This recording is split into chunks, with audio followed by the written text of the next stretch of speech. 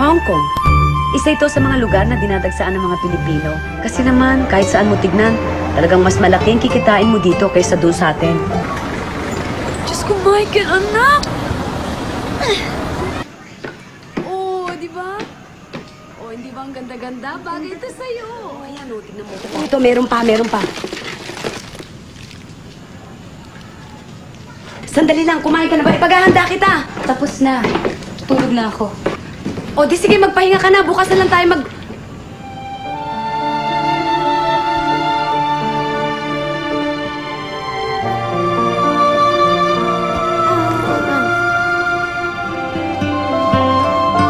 Ayoko ng sinasakal. Pero sa lahat ng ayoko, yung iniiwan. Kaya uunahan ko na kayo. Katulad ng isang to. Wala nang ginawa kundi umalis. Ang galing mang iwan. Tapos basta-basta na lang babalik. Tignan mo. Tignan mo. Ni hindi man lang makuhang umiyak. Hoy, asawa mo yan. Hindi na ako iiyak. Gustuhin ko man, naubos na yata ang mga luha ko. Daya mo naman, Rudy. Hindi ba ito ang pangarap mo?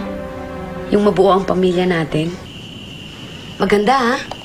Hindi mo masakit yan pagbago? Alam mo, meron akong kaibigan doon sa Hong Kong, nagpatato. Eh, siguro marami yung karayom. Ayun, nagka-AIDS. Bago ako umalis ng Hong Kong, malapit na mamatay. Hanggang kailan ka ba dito? Hindi na ako babalik doon. Wala na akong balak umalis. Gusto ko lang ipaalam sa'yo, hindi magre-report si Brian Lucas. May usapan na kami, ah. Yan ba sinabi niya sa'yo? Hindi. Pero yan ang sinasabi ko sa'yo ngayon. Hindi mo siya driver. Boyfriend ko siya. Kaya nga gusto ko siya makilala, eh. Dahil kung makakasama mo siya habang buhay, dapat lang na makilala ko siyang mabuti. Hindi habang buhay ko siyang makakasama. Kung ganon, hindi mo siya dapat inuwi rito.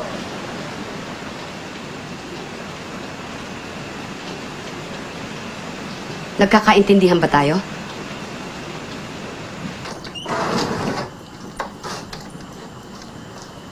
Anak? O, ito na yung mga damit mo. Pinlansya ko na. Pengi nga. Si Brian? Wala na kami. Ganun lang, binrake mo na? Pag sobrang bait? Oo. Nakakasuka. Nung binata pa ang tatay mo, nako, Diyos ko, napakaraming bisyo. Alak, sigarilyo, sugal. Inaabot nga na magdamag yan sa bilyaran, eh. Kaya nung tumino siya, unti-unti rin nawala ang pagtingin mo sa kanya. Hindi kita maintindihan. Kaya ka nga nag-abroad, di ba? Para matakasan mo ang buhay mo dito kasama siya. Kaya ako umalis rito para sa kapakanan ninyo. Para mabili mo lahat na gusto mong hindi kaya ibigay sa'yo ng itay. Carla, please. Kaya natin. Hindi ba maliit lang naman yung hinihingi ko? Maayos na tirahan. Mahusay na eskwelahan para sa mga bata. Ma'am! Sir! Ma'am, please! Jowa?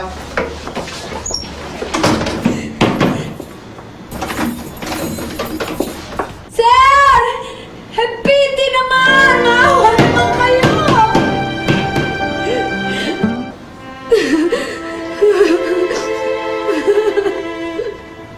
Josie, what happened? Ilang beses ako Ay, ikaw nga mismo nagsabi sa akin, di ba? Huwag ako susulat kung walang magandang balita. Pabawasan naman yung nararamdaman kong paghihirap ng buhay doon. Mahirap? Eh, ba't pabalik-balik ka doon? Kasi Huwag na. ganito- Gaano niyo ba kami kakilala? Si Michael. Alam niyo ba hirap yan makipag-usap sa mga kaedad niya? Alam niyo ba nung mamatay ang itay, 2 buwan halos hindi makapagsalita yan?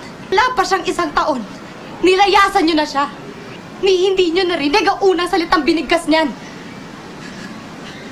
Kaya wag na wag mo sasabihin sa akin na alam mo kung anong totoo. Hindi totoo para sa amin. Dahil wala kayong alam. Bakit ganun? Ang lalaki kapag binigyan niya ang pamilya niya ng pagkain, damit, bahay, tapos napag-aral niya yung mga anak niya. Hanggang sasabihin ng mga tao, "Aba, mahusay siyang ama." Pero kapag babae ka, kahit ibinigay mo na ang lahat ng iyo sa mga anak mo, kasama pa pati puso mo, pati kaluluwa mo, parang hindi pa rin sapat na tawagin ka mabuting ina. Oh, ba't Biyernes Santo yung mga mukha ninyo? Hindi ba kayo sanay? Dali mo na si Daday sa kwarto. Sige na. Ano ba talaga gusto mo, Carla, ha? Hindi ba ito ang gusto mo? Pinagtutulakan mo akong umalis? Oo, at sana, huwag ka nang bumalik. Bastos ka talaga, no? Nay! Ano? Lalayas ka na naman? Ha? Sige. Lumayas ka. Layas! Talagang lalayas ako! Oo! Tuluyan mo sirain ang buhay mo! Sige, layas! Magpakabuang ka sa bisyo mo! Magpakasawa ka sa mga Oo, lalaki mo! gagawin ko talaga Sige, yan! lumayas ka! Magpabuntis ka! Nay, tama na. Tignan ko lang kung respetuhin ka ng anak mo. Kapag asin na lang ang inuulam nyo at nagpapakaputa ka na para may isaksa ka lang sa sikmura niya! Kung magkakaanak man ako, sisiguraduhin kong magkasama kami sa hirap at ginawa. Hindi ko siya pagpapalit dahil lang sa pera!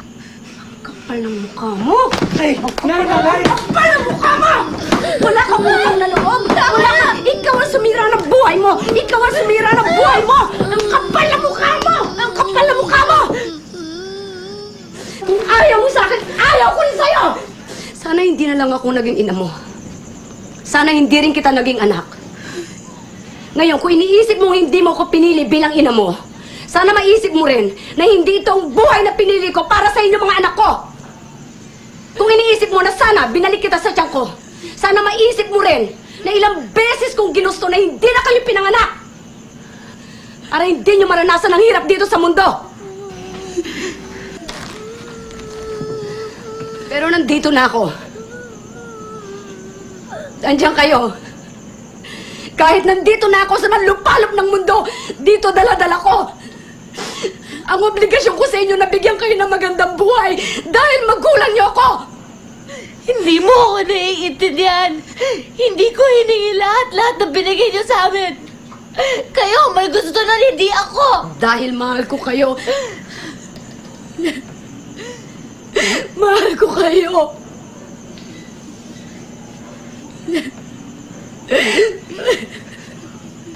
Ngayon, sabihin mo sa akin, sinasabi mong hindi kita naiintindihan? Bakit, Carla? Ako ba inintindi mo kahit minsan? Hindi. Sana, tuwing umiinom ka ng alak, habang hinihitit mo ang sigarilyo mo, habang nakahiga ka dyan sa kutsyon mo, natutulog, maisip mo rin kung ilang taong kong tiniis ang matulog mag-isa habang nangungulila ako sa yakap ng mga mahal ko. Sana maisip mo kahit konti kung gaano kasakit sa akin na mag-alaga ng mga batang hindi ko kaano-ano. Na-espesyal ako. Mas malaking nawala sa amin nung iwan mo kami. Hindi kayang palitan ng kahit anong bagay. Hindi kayang tumbasan ng pera.